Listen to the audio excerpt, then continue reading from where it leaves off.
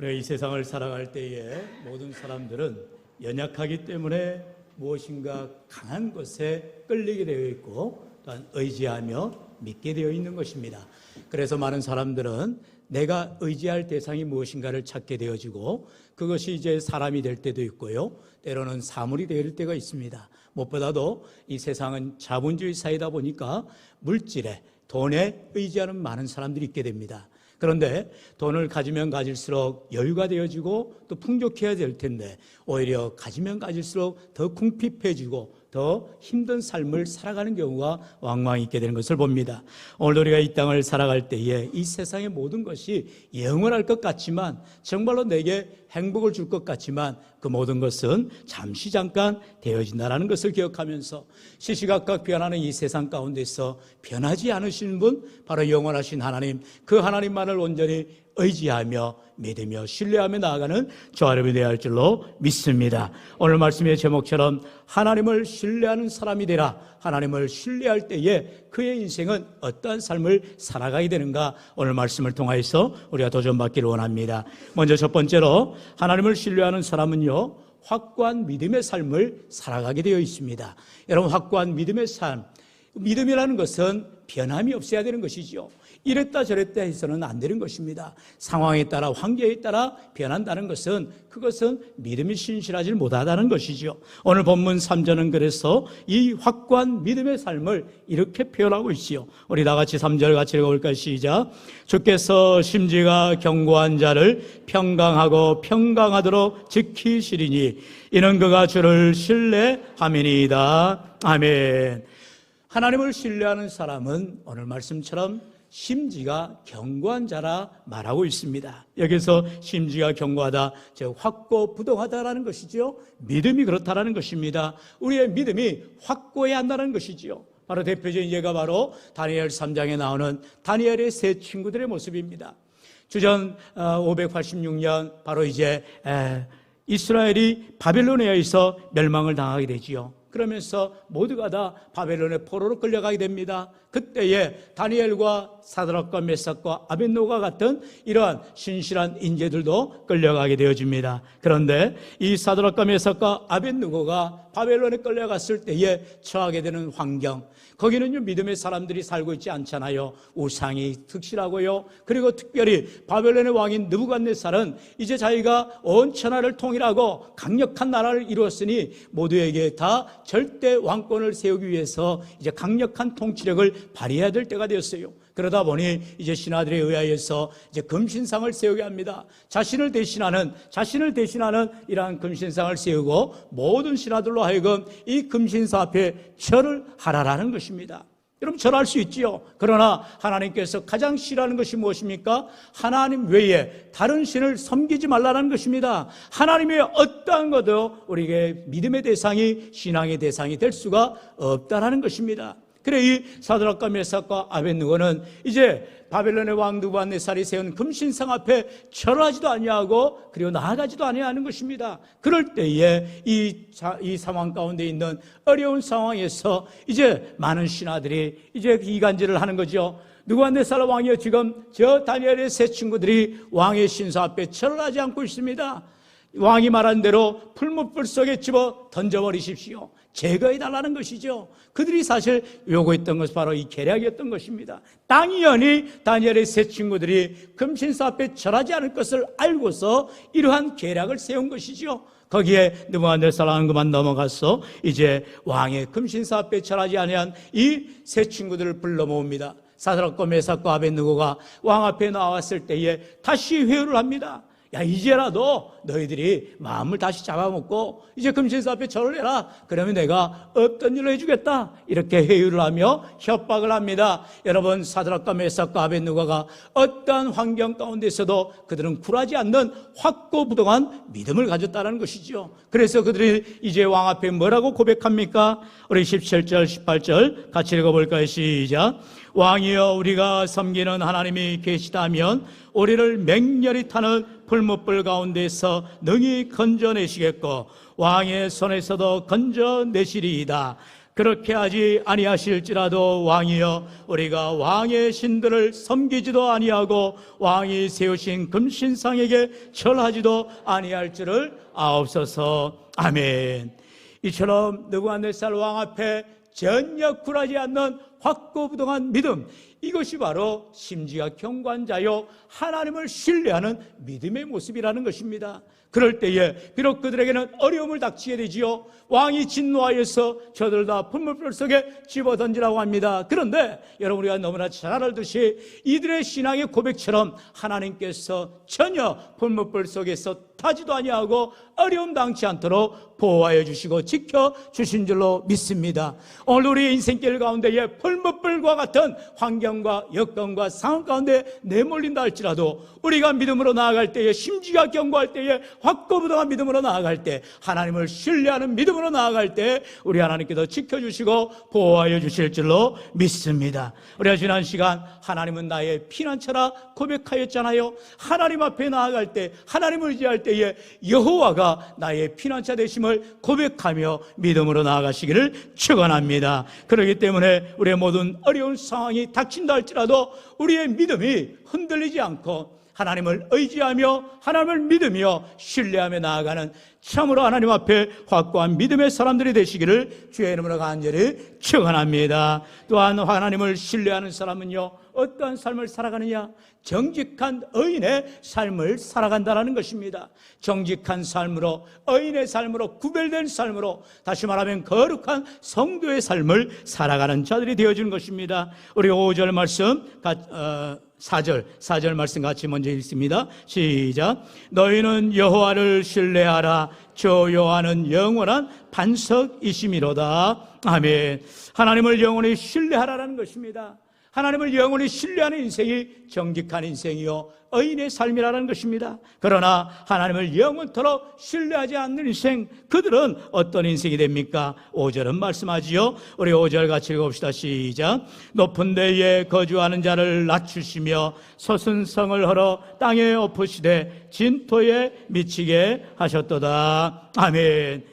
하나님께서는 하나님 앞에 겸손히 낮아져서 순종하는 자를 기뻐하시지, 교만하여져서 하나님을 대적하는 자를 하나님은 미워하시며 하나님께서는 없이 하신다 말씀하는 것입니다. 하나님 앞에 믿음으로 나아가는 삶은요, 겸손한 삶으로 나아가게 되어 있고요, 정직한 삶으로, 의인의 삶으로 살아가게 되어 있다 말씀하더라는 것입니다. 다시 한번 이 7절 말씀 같이 읽어볼까요? 시작. 의인의 길은 정직하며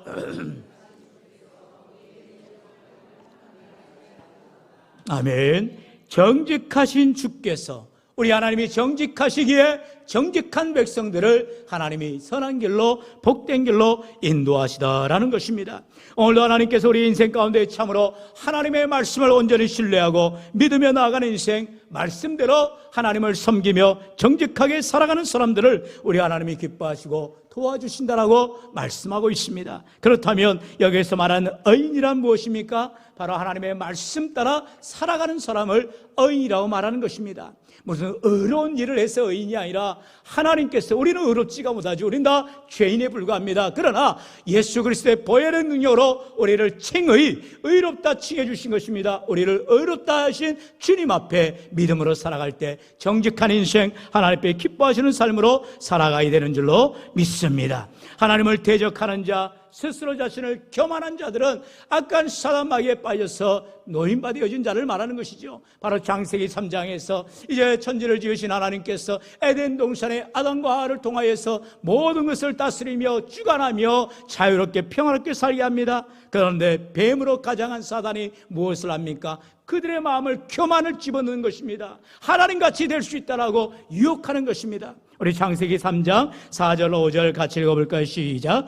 뱀이 여자에게 이르되 너희가 결코 죽지 아니하리라. 너희가 그것을 먹는 날에는 너희 눈이 밝아져 하나님과 같이 되어 선악을 알 줄을 하나님이 아심이니라. 아멘. 과연 그럴까요? 말씀을 곡해하는 것입니다. 말씀을 뒤집어 버리는 것입니다. 말씀이 그렇지 않다라고 말하는 거예요. 사단은 항상 하나님의 말씀이 그러다, 틀리다, 다르다라고 말하는 것입니다. 그렇지 않죠. 하나님의 말씀은 1.1획도 틀림이 없는 정확무한 진리의 말씀인 줄로 믿습니다. 하나님께서 그 말씀하신 대로 선악과를 따먹으면 정령 죽으리라, 반드시 죽으리라 그랬어요. 그러면 안 따먹으면 되는 거예요. 하나님 말씀대로 순종하면 되는 거예요. 믿음으로 살아가면 되는 거예요. 그런데 의심의 마귀가, 염려의 마귀가 그 마음속에 교만한 마음을 집어넣어서 하나님 말씀이 과연 그럴까? 아니야. 하나님처럼 될까 봐서 하나님이 먹지 말라 한 거 아니야?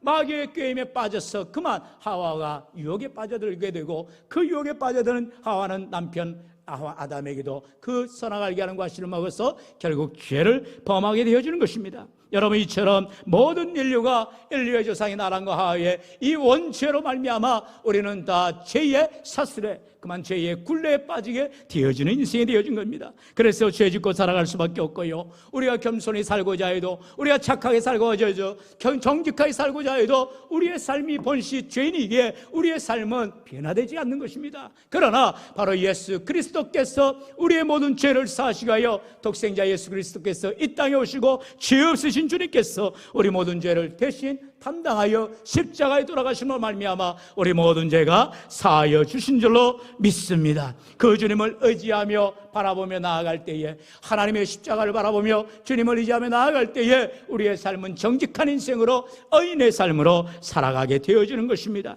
그래서 우리 하나님께서는 우리로 하여금 오늘도 주님을 따라가는 믿음의 삶으로, 겸손한 믿음의 삶으로 주님 앞에 나아갈 때에 하나님께서 의롭다 칭하여 주시고 오직 믿음으로 승리하는 인생들에게 우리 하나님 축복하여 주시고 은혜를 나눠 주시는 것입니다. 바로 12절에 하나님께서 주시는 축복이지요. 우리 12절 말씀 같이 읽어봅니다. 시작.